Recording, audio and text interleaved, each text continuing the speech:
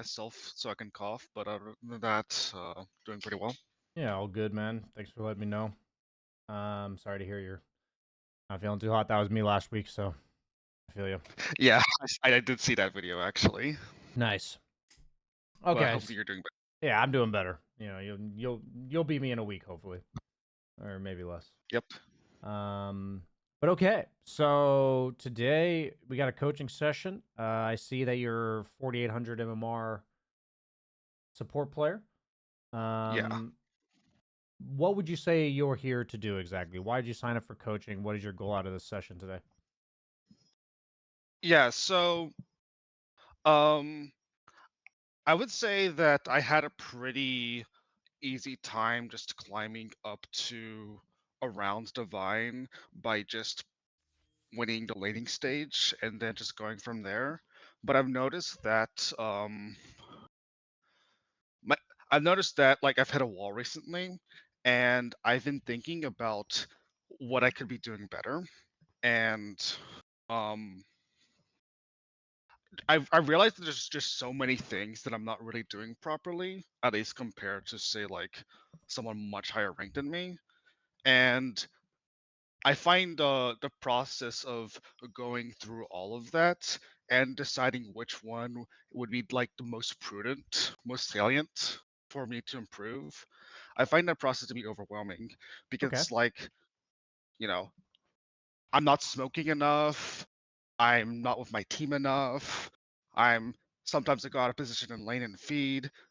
Um, and yeah, so the reason I signed up for coaching is because I figured that that would help me figure out what the worst issues are, or maybe figure out that it's just like a consistency thing. Hmm. Yeah, man, that sounds like a lot. Sounds like you're balancing a lot right now. After hitting a wall, it seems like there's yeah, it seems like yeah, a bit of frustration of hitting the wall and then wanting to fix it and then feeling like there's a million ways you can fix it, and when you feel like there's a million ways, it's hard to do anything. Kind of paralyzing? Is that kind of what's happening? Yeah, basically. Okay. Gotcha. Cool, man. So, is there any in particular that you would like me to look at in terms of sifting through, or would you rather me just load up a replay and ask you some questions about things I see you're doing? Maybe that would help me discern it for Um, you. What would you like to do? yeah, I've actually got two replays. The Okay. first one is position 4 Willow where I lost, and the second one is position 5 CM where I won. Okay. Um, and the thought process behind those two replays is, in the first one, all three of my lanes lost, but my lane in particular lost really badly. Hmm. So if we look at that one, I'd like to like really scrutinize the laning stage, Okay.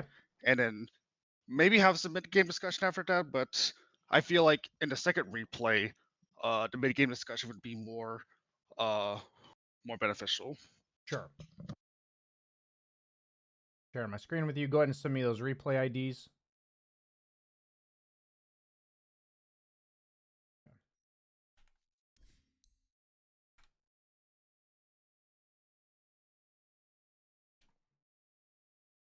So we're mainly focusing on the laning stage in the Willow game, and then more so the whole game is fair game for the CM game, or do we want to mainly zoom past the laning stage for that one?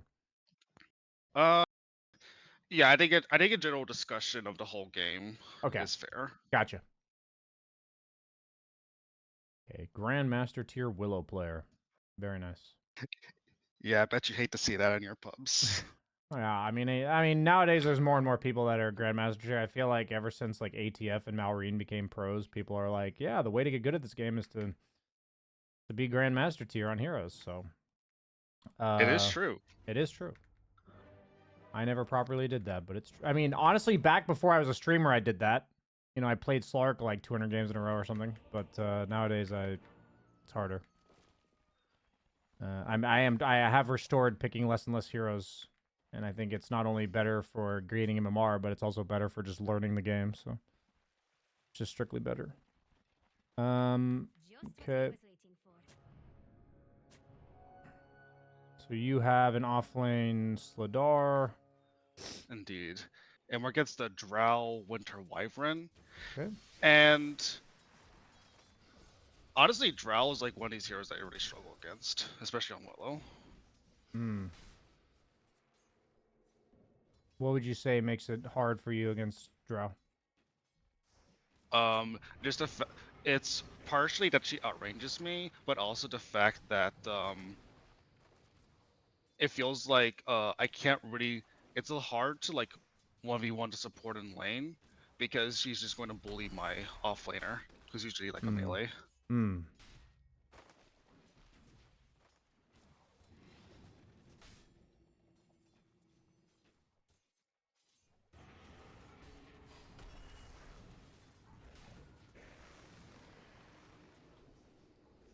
Okay. So when you're the dynamic you're talking about, what is your goal to minimizing her harassing your offlaner and making the lane go better? Like, do you what is like? I'm trying to quiz you in a sense that like I have an answer in mind, but I'm curious what you think is the best way to deal with the problem you just stated. Well, it feels like if I don't want my offlaner to get harassed, then the solution is that I have to put myself in harm's way. Okay. The better solution is the lane sits right here. Oh, That's how you fix this yes. problem.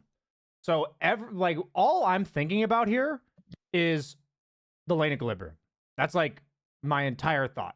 Because there's two things about this. One, Drow Wyvern incredibly reliant on the lane being right next to their tower.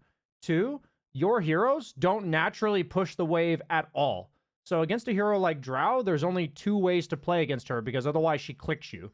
The two ways to play against her are to shove the lane into her really hard so she's stuck under tower, or the other one is to pull the lane back here so that she doesn't feel safe to walk up and harass you. That's the only two ways that are good to lane against Drow. Does Yeah. that make sense? Yeah. I think in this game that that the Wyvern might have body blocked the large camp. No, so I think she might have blocked it with a sentry, but either way, it is blocked. I understand that.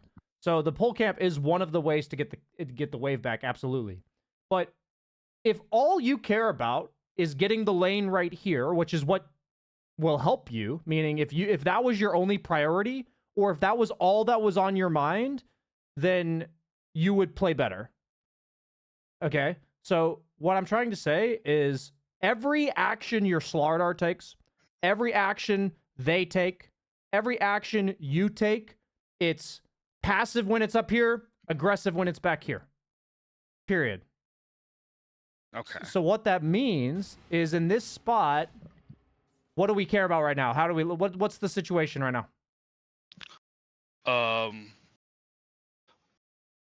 Well, um the wave is just going to static in front of their tower, Is it? so Are you seeing what I'm seeing? oh, he's creep aggroing is what he's doing. He has two here. We have two. They have two range creeps. Do you see it? Oh, sorry, I couldn't see the second range creep. Yeah, they have two range creeps. So Yes, yes. So it is going to push. all we need to do is have this guy defensive aggro, or even if he doesn't defensive aggro, we just have to not do anything. And then once the wave gets to here, we need to hold it here. That's all we need to do here. So all this shit up here, where we let the creeps go, waste of time. All this shit, complete waste of time. Slardar shouldn't be going for the range creeps, and you should not be ignoring these creeps and letting them go into tower. You can, like, send a Bramble to help him if you'd like, but you need to catch these creeps. Like, it's absolutely essential that you catch these creeps, because otherwise the lane goes into your tower like this, and then it pushes right back to where it was. Yeah, I can see that being a big mistake on my part. I would in this particular case, I really was just like only thinking about I need to like get the starter out of here. I wasn't thinking about the wave. But that's what I'm trying to say is that you're divine, right? You're divine too. And you're also Yeah. grandmaster at your heroes. there's a lot of things that you know how to do in the game of Dota 2, right? Like, you've gotten this far. So, what the disclaimer I always try to give in every coaching session is that when I'm giving you guys a coaching session, the way that it becomes meaningful is that we utilize your current strengths and we add like one or two things at all stages of the game for you to think about that will add to your strengths. Do you know what I'm saying? Yeah. So I need you to help that guy get out of there, but also be cognizant of the creep wave and not let it go into tower. That's your improvement that needs to happen. Do you see what I mean? Yeah, when you put it like that, it makes perfect sense. Yeah. So all the stuff you're doing, I don't want you to think of it as like a huge mistake. What I'm trying to reframe it as is when we have players, the hardest part about Dota is kind of what you already alluded to in your summary at the beginning, is that there's like a million things. You know what? Did you see the Jenkins session that I did? Did you see that? I did Yeah. actually. Yeah, so he talked about the noise, right? In the one section, he talked about the noise where it's like there's so many things to think about in this game. Like, Yeah. there's just so much shit that you're worried about. I'm worried about the Slardar. I'm worried about Drow clicking me. I'm worried about Wyvern hitting me. I'm worried about this. And what I'm telling you through all of that is we can't let the creep wave walk into our tower. Yeah, that's the signal. Yep, that's the signal. Exactly. So for you, what I'm telling you, because you said you struggle with Drow. So initially, I gave you a bit of a formula where it's either shove the lane into her tower so that she can't be aggressive because she's stuck underneath her tower, or it's to keep the lane back here because she's a squishy range person that can't confidently right-click when it's that far up, right? So what you did in terms of blocking this camp and all that is great. Like, once the lane gets here, we're golden. And so Yeah. if you know once the lane gets here, you're golden, then every action you take in the lane is going to be, how do I either help the lane get there, or when is it going to get there, or what's it like? Sometimes it's not within your control, so it's more like observing, is it going there or not? So at the very least, you're not being hyper aggressive when the lane's like near their tower or something. But then it's like, oh, I wish my Slardar had aggroed defensively to the range and not gone for their range. But these aren't things you can control. Like, you can't make the Slardar, not get caught up here. You know what I mean? Like, this is noise, right? What Slardar's doing here is noise. And Yeah. you can respond to noise as long as you maintain the signal. That's what we're trying to do here. And the signal is lane equilibrium in this lane specifically. Like, a lot of lanes, or lane equilibrium always matters to some degree, but like in this lane specifically, it's like 9 out of 10 importance, maybe 10 out of 10.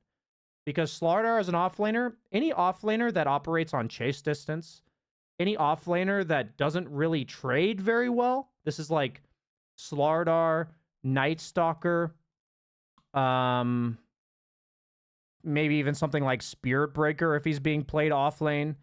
I think you kind of get the idea of the type of heroes I'm talking about. Doom. They don't trade very well, Yeah. but they operate on chase distance, and they're kind of like melee damage range buff beefy guys. All of them want the lane to sit right here. And Drow, so on your side, if each side's responsible for like 5 out of 10, your side, Slardar is like a 5 out of 5. He wants the lane sitting right here. Period. Like every lane ever. Drow is also like a 4 or 5 out of 10, or 4 out of 5 out of 5. Like, she wants the lane as close to her tower as possible. So if we like add these together, this lane's like a 9 or a 10 out of 10 in terms of how highly it matters that the lane gets right here. So I there's, suppose I'll ask. go ahead. Yeah, go ahead. It's my understanding that that pretty much almost universally that each side wants the wave in front of their tower, but you're implying that there's matchups in which that doesn't matter as much. There's matchups in which other things matter more.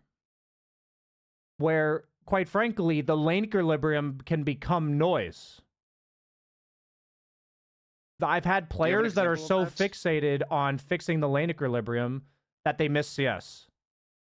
Like, I've had carry players that I ask them what they're doing, and they're like, I'm trying to maintain the lane equilibrium outside of my tower.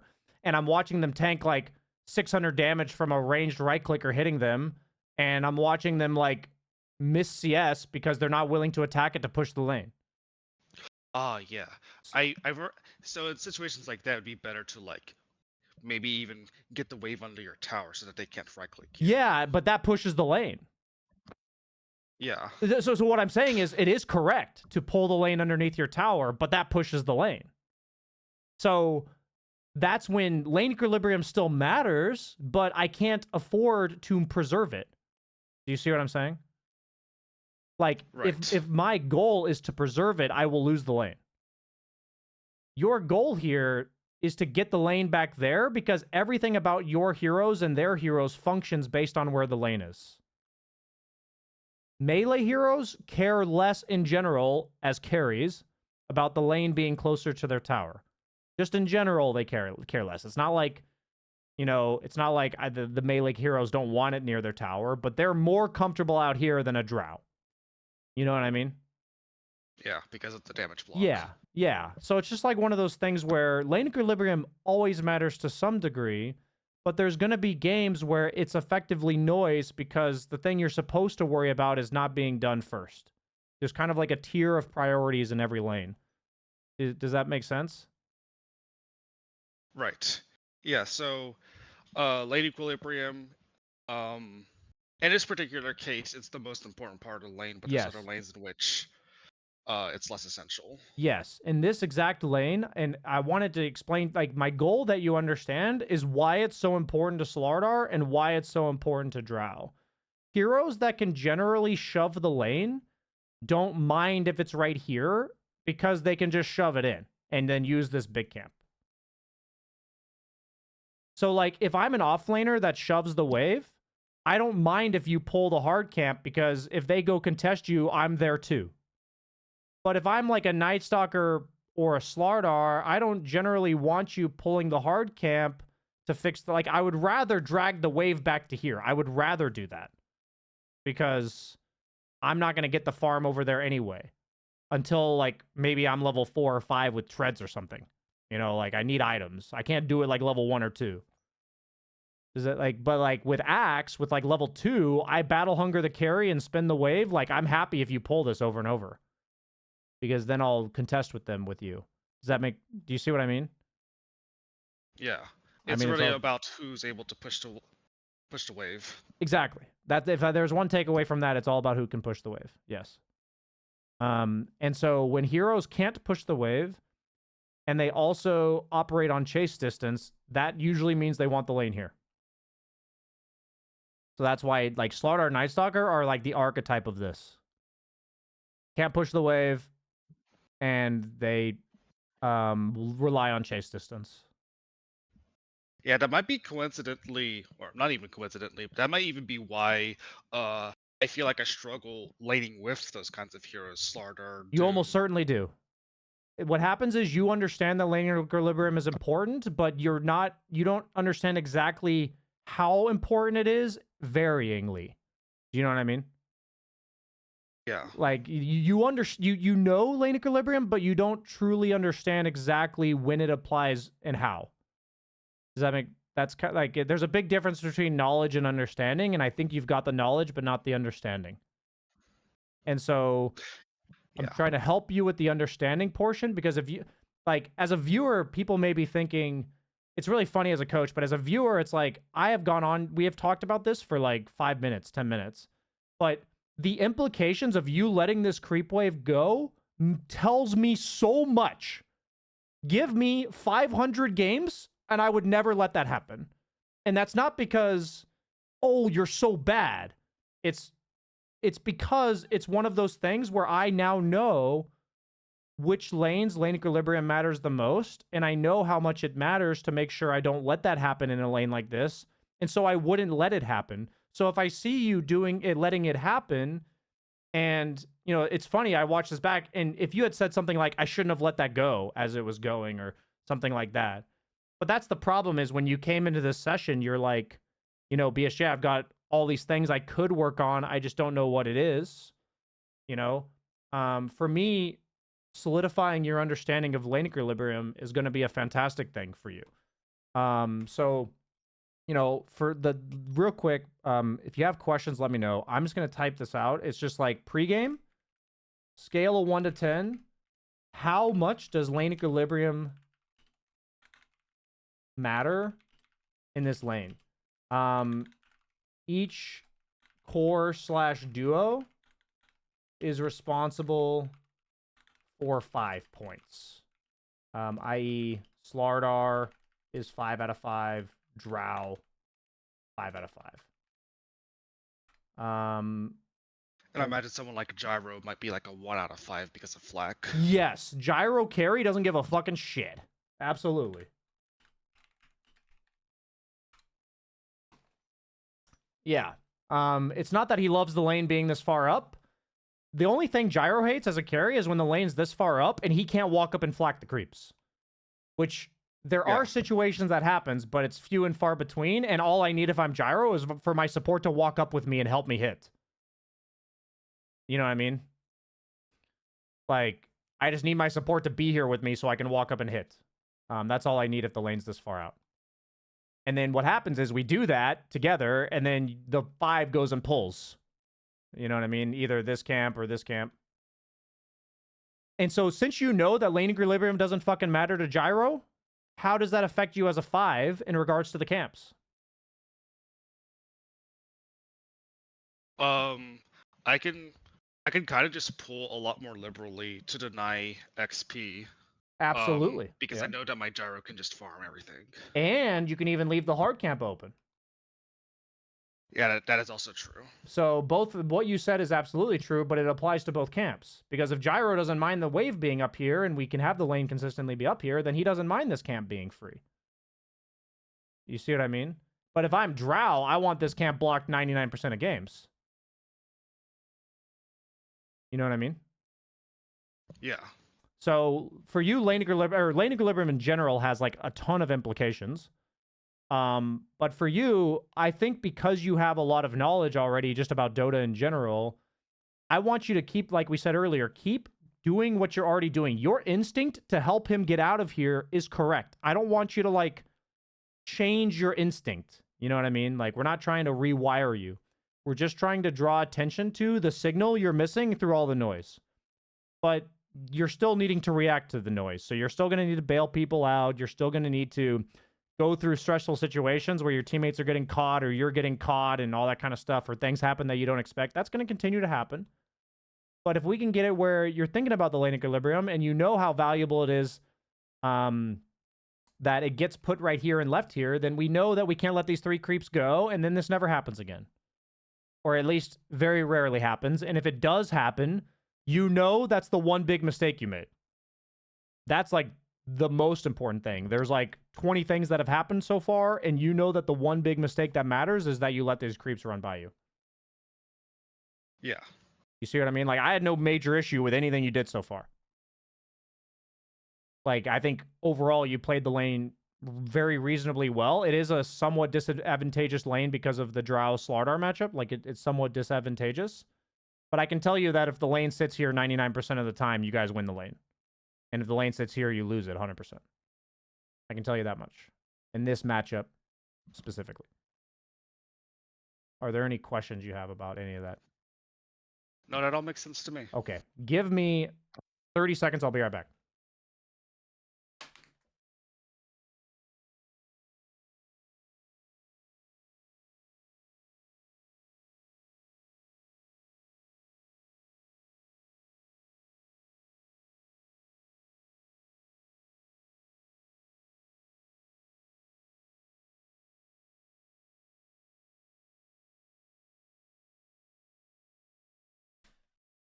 Okay, I'm back. So, welcome back. Thank you. So we're now good to move past the first minute and a half of the game. Yes, let's go. Let's go. Okay. So we can rewind here a bit. What happened here? You went to look to deward to this. You see that he's dewarding. Okay, I see.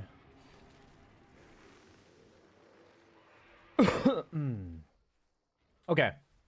A small side note. If you're gonna have, so I don't know Willow all that well, meaning like, This is stuff you'll get a feel for eventually. But I know what a lot of players would do here is that based on what I've watched, you didn't do anything significantly wrong in the lane, but you've been low for a long time. And the reason why I think that's the case in general is most safe lanes start right here.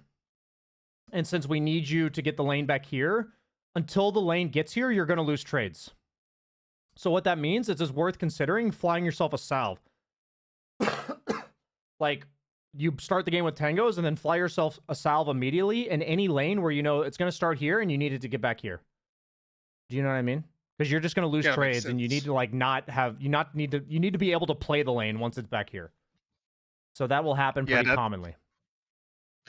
Yeah, I knew going into this that this is going to be a hard lane, but I wasn't thinking exactly about like, oh, if I like unblock the hard camp, then they're probably gonna delete half my HP.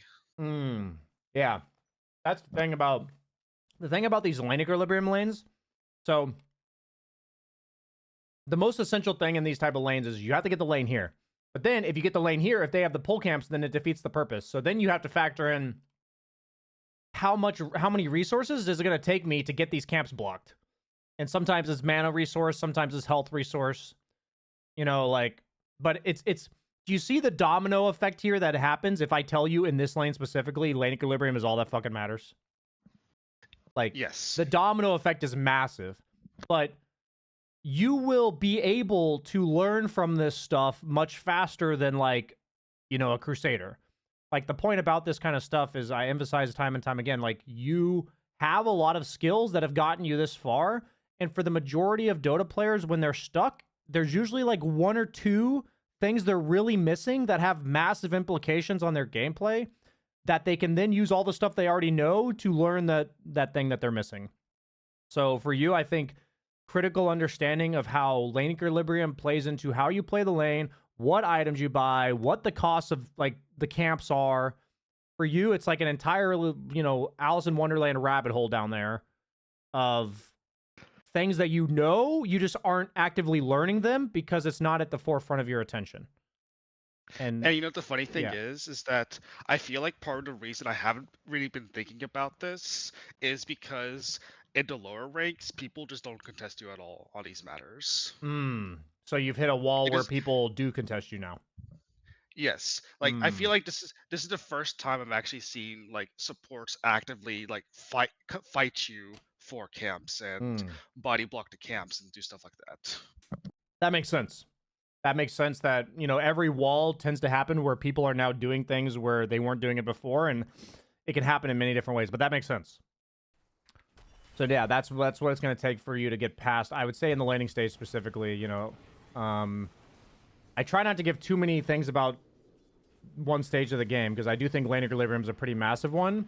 And remember that there's going to be lanes where lane equilibrium doesn't matter all that much. And as long as you understand what we talked about earlier about what factors make the lane equilibrium matter, then over time you will get better and better at this whole thing. But honestly, this early game that's happened here, like, this lane is relatively unsalvageable. It is unsalvageable at this point. Like, you guys lost the lane. If you guys are this far behind at this point, it's over. Yeah, I already felt that in the game. So now, I would say we're no longer buying items to try to... Let me think. Okay. The problem with Wyvern Drow is it's a lane where you can't really cut very well against it. You can't really fuck with their pull camps because it's really hard to walk into these heroes. So, because they just have slows, right? You have Wyvern Q and Drow Q. So, it's... What happens with these type of lanes is they're very punishing. So, probably the reason why Drow costs you the most is because if you fuck up in the first 2 minutes, you really pay the price against Drow. Like, really pay the price. She is an incredibly punishing carry that there's not really much you can do once it gets there.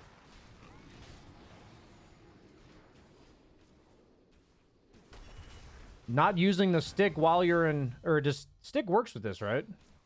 No. Oh, it's regen only? Okay. Yeah. Gotcha.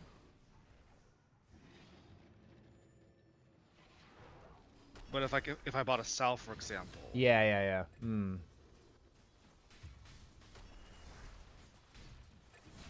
Okay.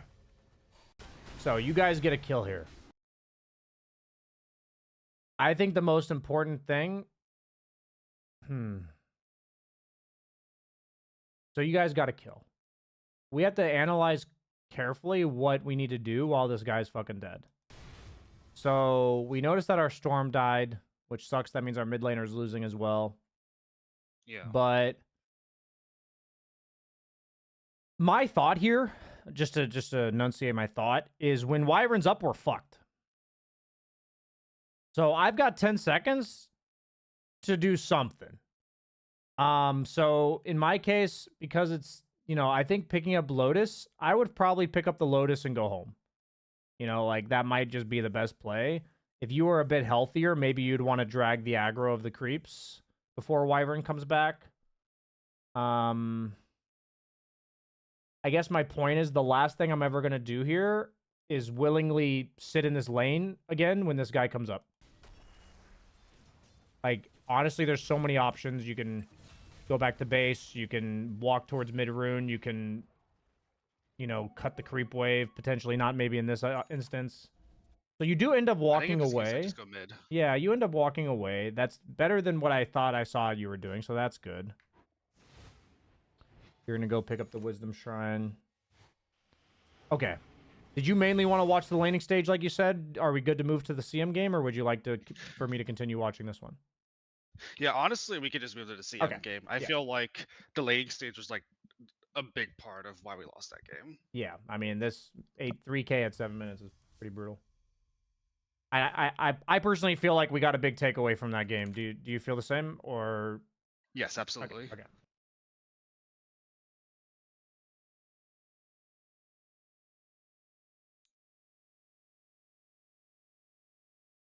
CM's one of my favorites. Yeah. I will admit I am newer to Pause 5. I've only been doing it to avoid roll queue. And I'm also kind of new to CM at the same time. As you can see, I'm only silver tier on her. Yeah, I see that, yeah. What are do you have other master tier heroes than Willow? No. Willow's my only grandmaster tier, but I also have Lena at level 27 because I used to play a lot of mid Lena back in the day. I've been trying to play more Hoodwink. I'm currently gold tier with her. Okay, so you're like a big range damage dealer kind of guy. Yes, exactly. Okay. Yeah, I got you. You're a backline spellcaster, range damage dealer kind of player. Okay. Yeah. That's like pretty obvious, I'd say, with your the hero pool you just listed. And I was like, oh, maybe I should learn some Snapfire too. Yeah, Snapfire definitely is in there. Snapfire, Jakiro.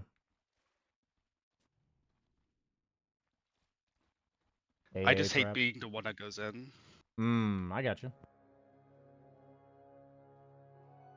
There's definitely, I mean, I personally love playing range damage dealers and stuff like PoE and Diablo and stuff. I love that. I love being super squishy trying to kite people. It translates a bit to Dota, but not as much. I also like playing Ursa. Yeah, so in this lane, I was just thinking that, like, if they get to level 2 and we don't harass them, we're probably kind of fucked. So it's better to, like... I feel like we're a lot stronger than level 1. Okay, so how much does lane equilibrium matter in this lane? Okay, let me think. Wraith King can't push the lane until he gets some levels. But Necrophos can push the lane more easily. So I'm thinking that for Necrophos, it's probably like 2 or 3, and Wraith King is like a 4. Okay. Is my initial thought. Yeah, so obviously we gave you like a framework to work in. I think overall your answer is pretty accurate. I would say that it is probably somewhere in the middle. But I would also say that the thing about a hero like Necrophos is that he pushes the lane by existing. Like, it's almost impossible for him to keep the lane right here. Because if he's not like walking up and casting Q and stuff, he's actually just like a fucking useless hero. Like, Yeah. so the hero is going to push the wave. So it's not as much in this case about, I'd say your numbers were pretty accurate, but it's important to note that you should never sacrifice anything to maintain lane equilibrium here. Like, you shouldn't not nuke the creeps, or you shouldn't not trade with them. You shouldn't not do anything that is another lane mechanic in order to preserve lane equilibrium because of the nature of Necro. Does that make sense? Right. It's just that like once Necrophos gets some levels, he's just going to naturally push into wave. Yes. Yeah. So it's like we do want to be aggressive on him early, like you guys were. We don't mind nuking him and the creep wave. We don't mind any of this stuff. You know what I mean? But like against Slardar, I would be very careful to nuke the wave forward. Does that make sense?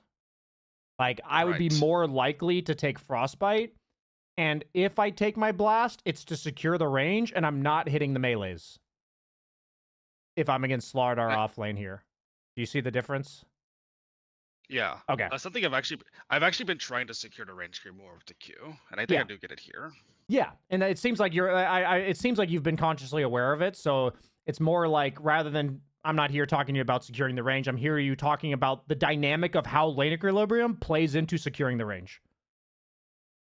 Like, do you see what I mean? Like, there's a big difference between nuking the range and nuking the melee creeps with it. Yeah. So just like being wary that there's certain lanes you're not supposed to nuke the melee creeps, and there's other lanes that you just don't fucking care. And this is one of those that you don't care. You'd rather, as long as you're nuking the range and nuking the Necro, you're good. If there's creeps in there too, it's fine. In this case, there aren't creeps. We're just being hypothetical here. Right. But your summary of the lane overall was pretty accurate, so like we're happy with that. We're just expanding upon the understanding from one game to the next. Okay. So what's interesting about this lane is I think there's two ways to play it. There's going for a level 2 timing and killing this guy if we plan to get level 2 before him. Or in which case, we probably want some mangoes or something. Like, we want to play for that purposely. Or the other one is to not play for that and just take our E at level 2. Like, my thought on this lane is you're killing this guy before Ogre and him are level 2. Like, if they both get level 2, you're probably not killing him anymore. So you're either killing him right at level 2 or you're not killing him. That's like my thought in this lane. So like what I wouldn't want is to level Frostbite like that and then not kill him, but then you killed him. So it's fantastic. And I just gave a lecture for no fucking reason.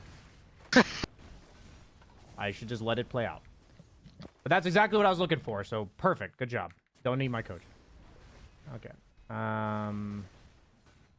We are on the exact same wavelength here. Okay, Wraith King dies. So against Necro, it's like because he pushes the lane, that makes the importance of this big camp like 10 out of 10. So for my own purposes. So what I mean by that is he heavily benefits from it being there, which means we don't want it there. So right, because he's just going to farm the big camp once he pushes the wave. Yes, because any hero that just kind of shits out AoE loves the big camp being there because they push the wave, they clear the big camp, so that means like it's hard to fight into them too. A combination of heroes that shit out AoE and are hard to walk into. So Necro, Underlord, Timbersaw, Axe to some degree, depending on the matchup.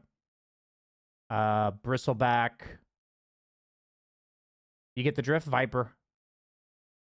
Yeah. Just anyone with AoE clear. Anybody that's AoE that you don't want to walk into. Yeah.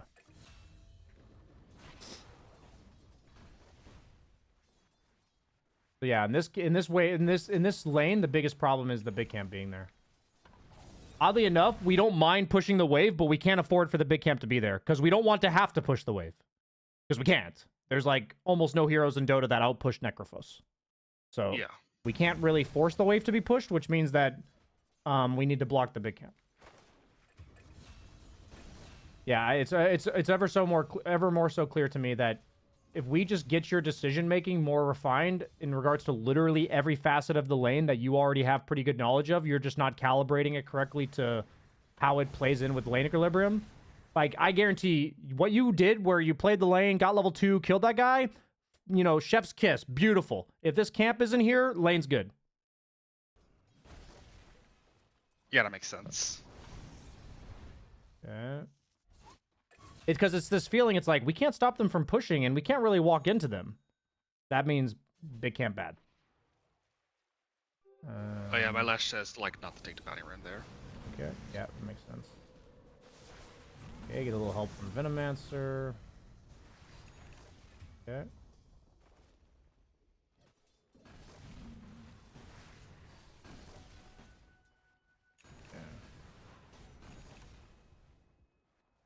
So when we talked about heroes that manipulate the lane equilibrium a lot by just pushing it, we talked about when there's like a carry gyro and stuff. It's the same with the offlaner.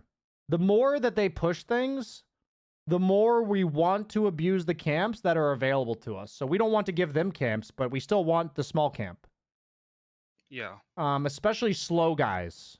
So I'm kind of giving you a lot of profiles of heroes, but slow guys don't like the small camp because they have to walk over there. That's like, you know, that's all there is to that one. So like in this case, you know, rather than, this is fine because they're diving or whatever. But like after we get this, I would want you to think I should pull small right now. Yeah, because the wave's gonna push. Yeah, wave's pushing. Just pull it. Oh, I think I was thinking of pulling the large camp, but I mistimed it. Or the wave just met in a bad spot. Based on what we've just said, and you can now hypothetically retroactively apply it to this game, what do you think about pulling the hard camp? Pretty bad because Decker is just gonna farm both of it. Yes, you will not win that. It's not a useful camp to you, and you just need to know that.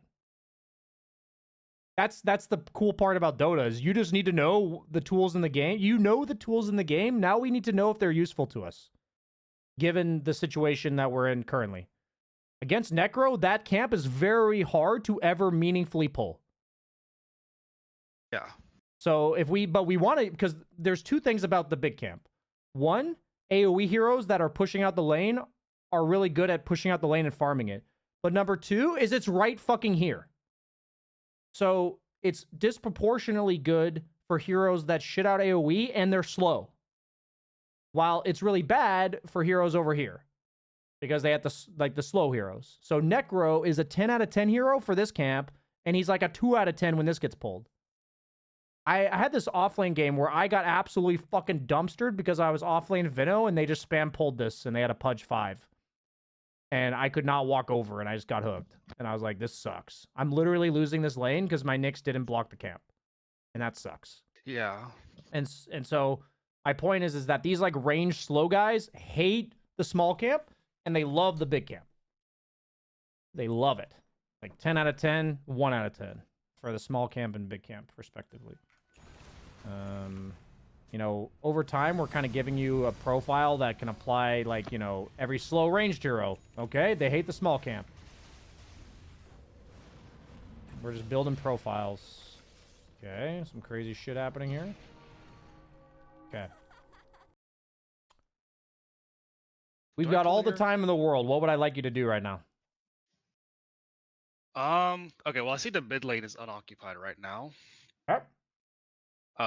So my first instinct would actually be to TP mid right now and get Fantastic. that wave. So what's happening in the game? I don't think I do that in the game. That prevents that. Oh, I think in this case it's just like my mind is still thinking about the lane, so I'm like, oh, I just want to like pull the small camp right now. I see. Okay.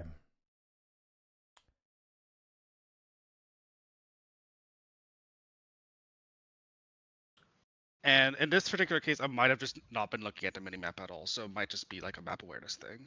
Yeah.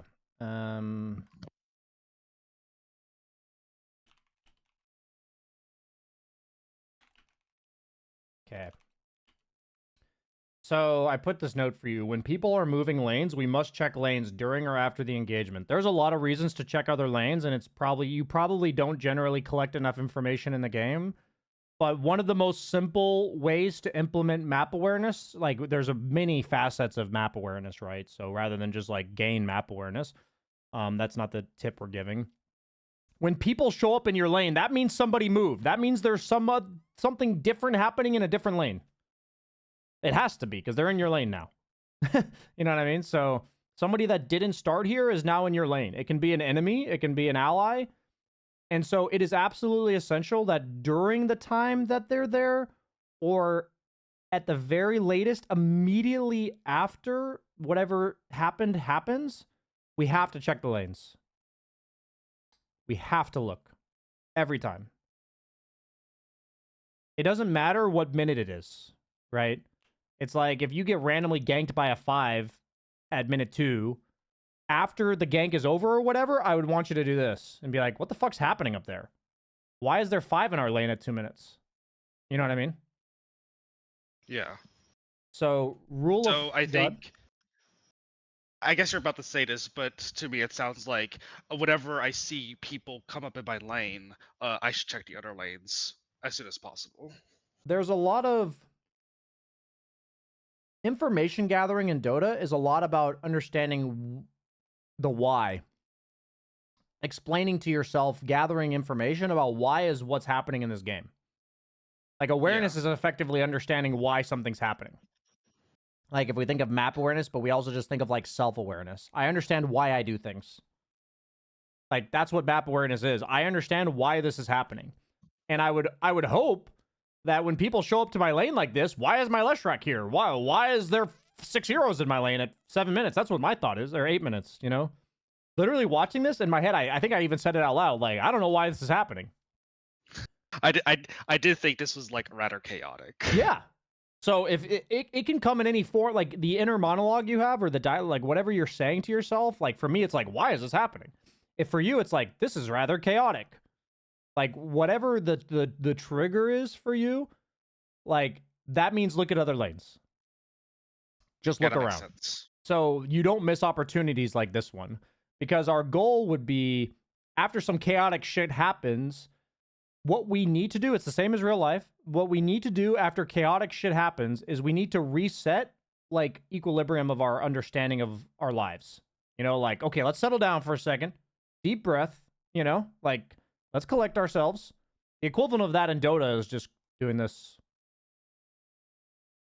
You know? Yeah, I've noticed that's like one of the hardest parts about Dota. Like something chaotic happens, some big team fight happens, and then you have to like immediately still yourself and assess your situation. Absolutely. It's very difficult.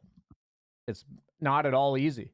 So the best time for you to practice it is in the laning stage or the first 10 minutes of the game because it's the least chaotic of the chaotic. You know, people don't have like a ton of items yet. Some people don't even have ultimates, you know. Like there's just less abilities, less items to consider, less things. So, you know, it's a thought is like for you to get good at doing that at 40 minutes, you have to religiously do it at minute 7. Like 100% of the time. You know what I mean? So when we talk about consistency, you know, stuff like this, where, you know, my goal from this session, so let's just make sure it's as clear as possible what you're implementing. So like laning state, like pregame, it's simple. How, like, oh, we already have it there. Pregame. Scale 1 to 10, how much does lane equilibrium matter? You know, starting early game focus. When chaos happens, reset by checking map. Like, this applies to all stages, but it's your early game focus for now. Okay? Sound good? Oh.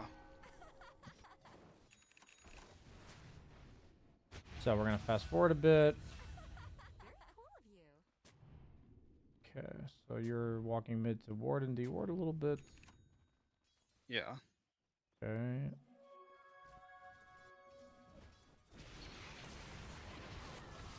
And I was thinking, so this might have been a mistake on my part, but I was thinking I want to get my level 6 and then immediately TP to what's happening top.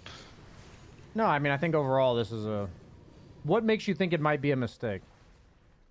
Oh, it's just that by me TPing up here, the wave gets lost. I see. No, I mean, I think whenever we're farming waves, we have to understand why we're farming waves. So if you're farming the wave to get 6, then if you left at level 5 and 90%, then I'd be like, what the fuck are you doing, you know? But if Yeah. your purpose was, I want to farm this to get 6, and then a fight breaks out and you have 6, honestly, that's actually good discipline. That's like good awareness to let the wave go. Okay, I just wasn't sure about that. Well, that's because when you're keenly aware of why you're farming something or why you're doing something, and then you stop doing it because you no longer need it for that purpose anymore, that's actually good. Like, that's high level thinking. Because what I would teach a 2K player is to never do that. But it's because they're not consciously farming the wave for a reason. Do you know what I'm saying?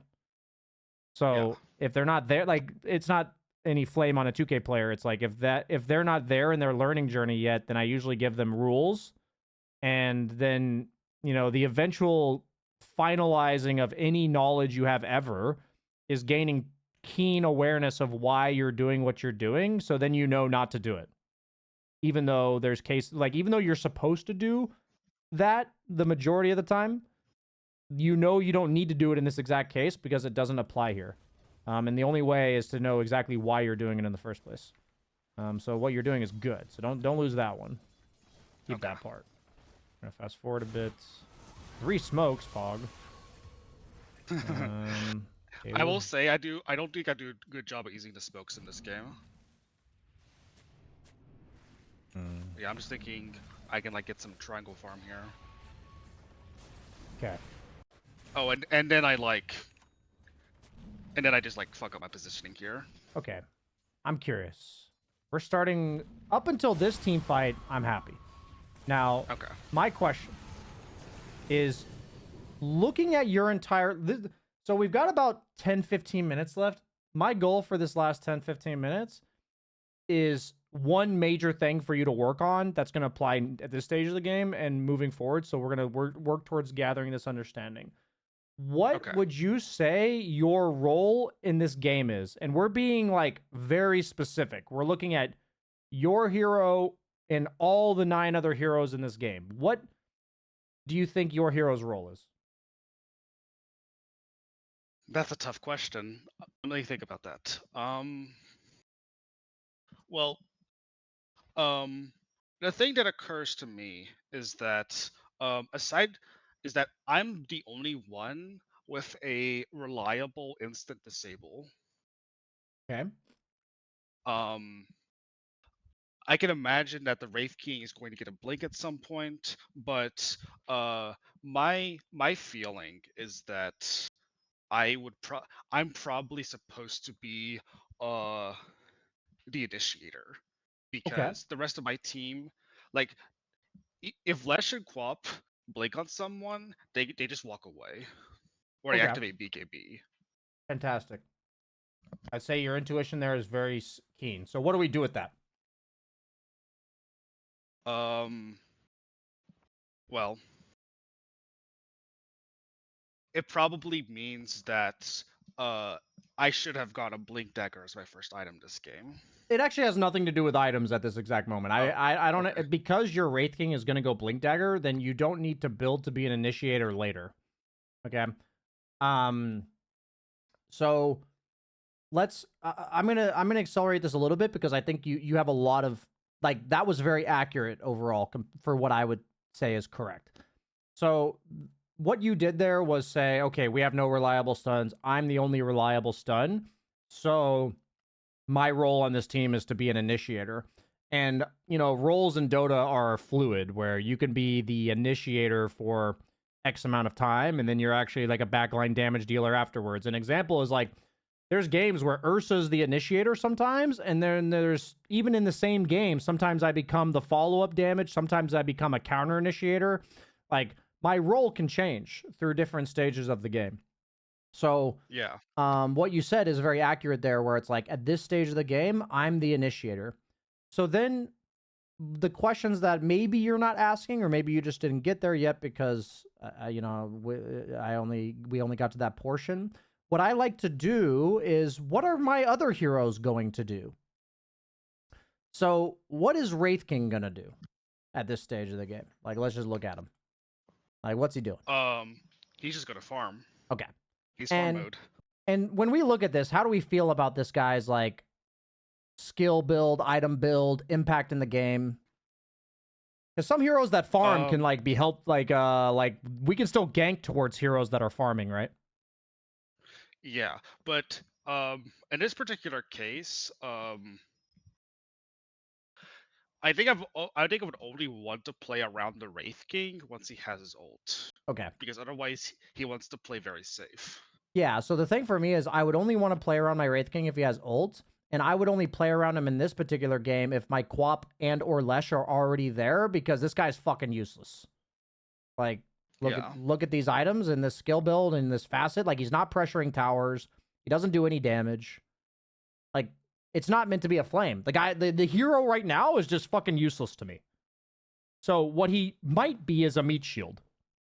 And the only service that a meat shield offers is allowing damage dealers to deal damage. Right? So in this case, that's why I said Wraith King's only useful to me if Quap and or Lesh are near him. So maybe that means I could like smoke Quap and Lesh to him when he has ult. Maybe. This is all maybes right now. Okay? So what does Venomancer do on your team, right? This hero is much more of just like a farming guy. Like, that's all this hero fucking does. He controls areas with wards and sits there. Like, what else does the hero do? You know what I mean? A lot of damage. I mean, he does damage, but like, honestly, 99% of Veno, if I'm on the other team's perspective, is just really annoying because he's got a bunch of wards up and I don't want to walk into them. Yeah. And when I'm playing Veno, my dream is to just sit here farming this lane, farming these two camps, maybe extending to this camp if I'm lucky, and maybe like TPing to a fight every now and then. But that's what this hero does. Right? You see that? Like, that's just what this hero does. Yeah, he wants to control part of the map. Yeah, he's controlling a part of the map. Wraith King's a useless piece of shit farmer. So we've got two people left. So when I look at Wraith King and Veno, it's not that they're not in the game. They may connect to you, but they don't mean anything to you. Do you see what I mean by this? Like, you're the initiator, and their role compared to that means fucking nothing. Like, first you recognized your role in the game, and now we're evaluating what the other people are doing, so we understand if they help us. Does that make sense? So, yes. So this is generally establishing a nice gauge of, am I playing around this guy at all? Like, am I anywhere near this guy in, like, the game itself? Meaning, like, maybe we'll team fight together. You never rule that out.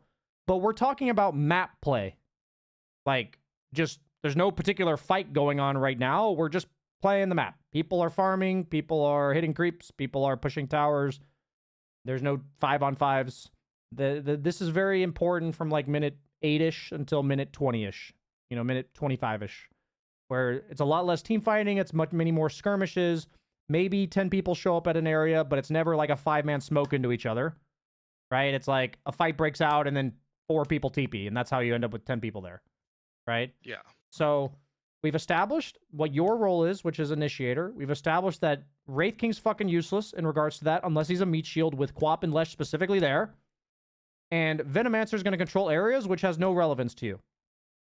So now we look at Quap and Lesh. So how do Quap and Lesh play into this? Into our role as an initiator. Well, my thought is that Quap wants to get a blade mail and then run at the opponent. Okay. And Lesh also kind of just wants to run at the opponent and farm along the way. Okay. So obviously the Quap's not going blade mail for whatever reason, but generally what you said about the way she plays is accurate. In terms of jungling and such, which hero does that more and which hero shows in lanes more? Lesh is much better at jungling. Okay. Which would mean that the Quap would have to show in lanes more. Okay. So I asked that question because the hero that we're trying to protect, if we're considering it, is going to be the guy that shows in lanes. If we're considering protecting somebody. We want to consider useful heroes that we might be protecting. So in this game, does it feel like you need to sit behind Quap and protect her? Does that feel like your job? Yes, because of the Nyx. Okay. So if she gets hit by Nyx with his ult, like you didn't frostbite Yeah. him in time, will you change anything about being there? Um. Well, if I'm not able to hit my frostbite in time, then the Quap just dies. Yeah, I it's think. very close. So the point is that you do have a potential role there. Your job is to potentially frostbite the Nyx as he runs in. But I would also argue that's like pretty difficult. But if you want to sit behind him with a sentry ready to frostbite the Nyx, like honestly, that's pretty high level. Like that could work. That's absolutely a viable use of your time. But then in terms of initiating, we often don't want to play around the guy that's showing on lanes because they're just giving away information, right? Like you're not looking to surprise gank somebody with the guy that's sitting on lanes, right? So when I think So I think about, go ahead. I think what you might be getting at is because the Lush isn't showing in lanes, and because he wants to run the opponents, if I want, and because I'm supposed to be initiating in this game, I should be trying to play around my Lesh more. You should literally be following that guy. Yeah. Like that is your only role in this game. Wraith King's farming, Venos farming, Quap's probably going to show on creep waves and connect. Literally, the only job you have here is to follow the Lush around. That's actually the only job. Which it's really interesting because I say that in a way of like, that's your only job. But notice how hard it was to get there. Yes. You know what I mean? So like there's a lot of noise in the game of Dota 2. But what I'm trying to help teach you is identify our role in the game, identify what the other people on our team are generally going to do, and basically, you know, when we think of skirmishing part of the game, if you're an initiator, like a hero with lockdown, you're either counter initiating or you're initiating. Both can be useful. If we're counter initiating, we're usually going to look to play around heroes that are showing on creep waves.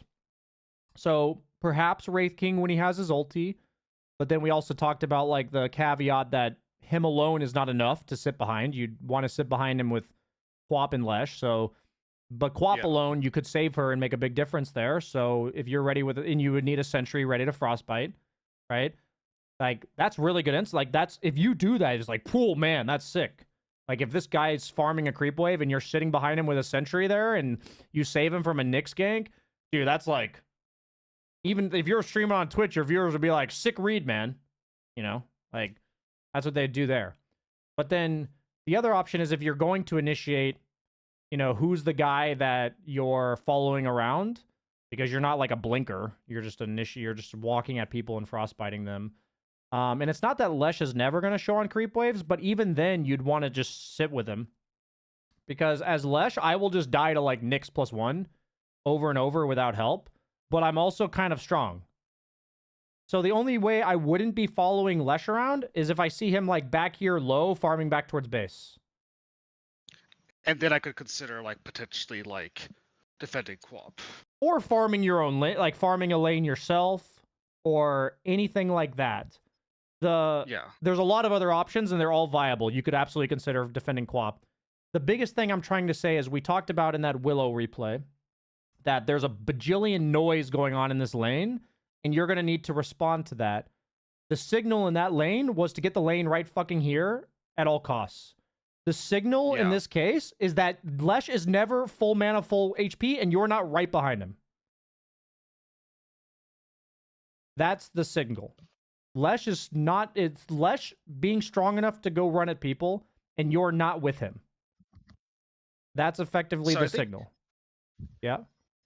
I think that's something I also like do struggle with in my games is trying to like identify which of the heroes on my team is the one I should be following around. Yeah. It's Like it it sounds obvious like when we like lay it out like that, but in the middle of a game, I find myself thinking like which of these heroes like really should I really be following around? it's there's only one way to make it happen fast in a game, right? And that's to spend time doing what I just did with you, but outside of the game. Yeah. Like Yeah, that makes sense. who would I have liked to play with in this game? So literally this drill I just did with you, what is my job? Like you can literally go into one of your games, like you could do this with like one game a day. I think it would be incredibly impactful for you. Just one game a day, just look back and be like literally freeze the game at 11 minutes and be like, what do I think my role in this game is? I guess we have no stuns and Wraith King's farming. I guess I'm the initiator right now. And then go through the whole list of like, what are my teammates doing? Who would I counter initiate for? Who would I initiate for? Who am I protecting them against? Who would we try to kill if we're initiating? Like, who's the best target? So, like, if you're with Lesh, who's the best target to kill, would you say, on their team? Um, it'd be very difficult to kill the life stealer, I think. I Yeah. need more people for that. Real quick, Um, best target is the one that has the highest net worth that you think you can kill. then that would be Nyx. I Okay. think. So, Because he could carapace, but we dust him and then frostbite him, and then he's dead. absolutely. So I think Nyx and Necro are both equally viable options here. They're both like cores and they both die to your gank. So I would say Nyx and Necro. You know, Yeah, that and makes sense. and generally speaking, the reason I would have chosen Necro over Nyx, and because I said the best target that you can kill, what percentage of the game is Nyx on lane farming? Like 5%. What Maybe. percentage of the game is Necro on lane farming? Much higher. Okay. So it's like not only a matter of our heroes literally being able to cast spells to kill him, but also this entire dynamic we ran through with your team. Who's going to be showing on their lanes? You know, if Necro was replaced by Lifestealer in this case, like he's the really strong guy that's going to be showing on lanes, then you would want to smoke to find somebody behind him. But in this case, you can just kill the guy showing on lanes. Like it's like it doesn't add, we don't have an added layer of complexity there. Do you see what I mean? Wait, that first part, you said smoke the guys behind the life stealer. Yeah. Oftentimes, people play behind the guy that's playing in lanes. Right. Literally, like I just told, like not being trying to be a smartass, like I just told you, right? Like I talked about playing behind Quap potentially. Yeah. So a lot of times people will play behind that guy. That's so weird. I've never had that insight before. I know that supports hide behind our cores or some other hero, but I've never thought to smoke behind someone showing in lane. Yeah, I mean the thing is that if you're not actively considering which hero to play with, like meaning like you're not refining this over time, then so the first step of this is that you get yourself in the right spot. That's the first step. So let's not get ahead of ourselves. That's the first step, right? The second step, which is way harder, meaning the first step, if you're in the right position on your hero most of the time, ignoring what everyone else in the game is doing, but you're just playing around the right hero and stuff, that's at least another 2 or 3k MMR. Like, that's a lot of MMR, because it's like, we literally talked about how hard it is to do this, right? So when I say it's like 3k MMR to be like behind the right person or ganking with the right person, that 3k MMR is, there's 30 minutes of the game where you have time that you're allowed, that you could be near the right person. So if you're behind the person all 30 minutes of the game, or if you're with the right people or not near people because you're supposed to be alone, if you're in the right place on the map at the right time, that's 3,000 MMR. That might even be more. That might be 5,000 MMR. But the point is, if you're with somebody half the time, that's 1,500 MMR or 2,500 MMR, right? Like that it's not black and white, is what I'm trying to say. It's not like you're with the right person or you're not. It's like, what percentage of the game are you following the right guy around? So perhaps when you, like, there's going to be times where you might feel aimless. You could just say, like, you know, when you feel, in the other one we said, like, when people are moving early game, when chaos happens, reset by checking map. When you feel a tad aimless, who should I be following around? What is my role in the game? These are just the questions we want you asking, because when I asked you them, you already had, like, the role in the game question, you already had a really good answer to. So you already knew that. We just need to get you applying it. And now, like, we're taking it to the next step of, okay, now when we analyze what our teammates are doing and all of that, we can follow that up with who should I be following around? And it can be counter initiation, initiation.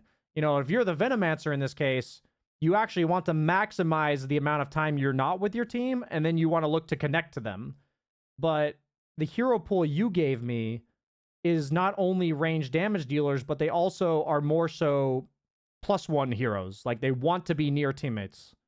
Willow, CM, Lena. These heroes usually want to be near teammates. You know what I mean? Yeah, that makes sense. Yeah, I mean, just in general, your hero pool wants to be near heroes, but not all. It doesn't mean I want you literally mindlessly following somebody around, but, you know, doing what you did where you cleared one creep wave to get your 6 and then going to the fight, fantastic.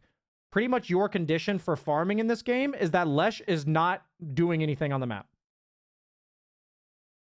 Like, if Lesh is back here farming, you have permission to farm. Right. That's kind of how I look at this game. It's like I would go through, if Lesh is back there and I don't feel like I should sit behind Quap right now, then I can farm. Because I already said that me being near Veno is kind of useless, and me being near Wraith Kings without ulti is kind of useless as well. So we don't want to do useless things, right? We want to do things that utilize our hero, which we talked about. You're an initiator. Quap and Lesh are the ones that utilize that. What are they doing? What is our relationship to them? When we don't need to do that, we farm. I know that's incredibly complicated, but we're just scratching the surface. And, you know, the only way you're ever going to learn this is just rinse and repeat, repetition. But based on what you've displayed so far, I have full confidence that when you ask yourself these questions, you'll be able to answer them better and better over time.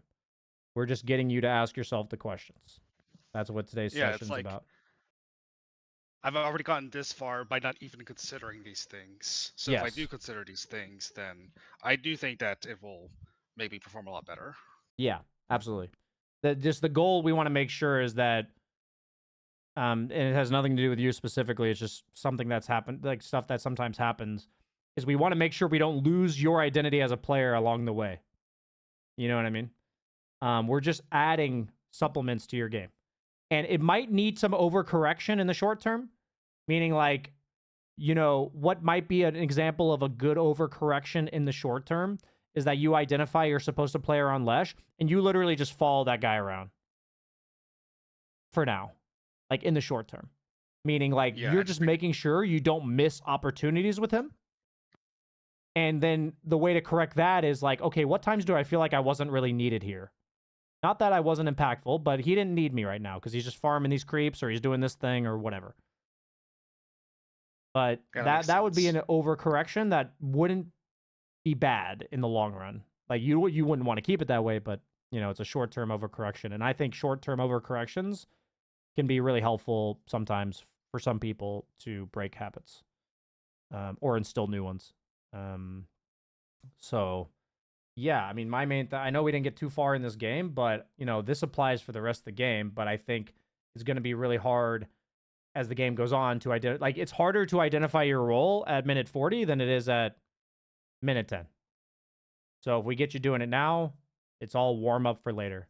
You know, we are at the time, so I guess, is there any questions you have about anything we've said or anything that didn't get answered in this session?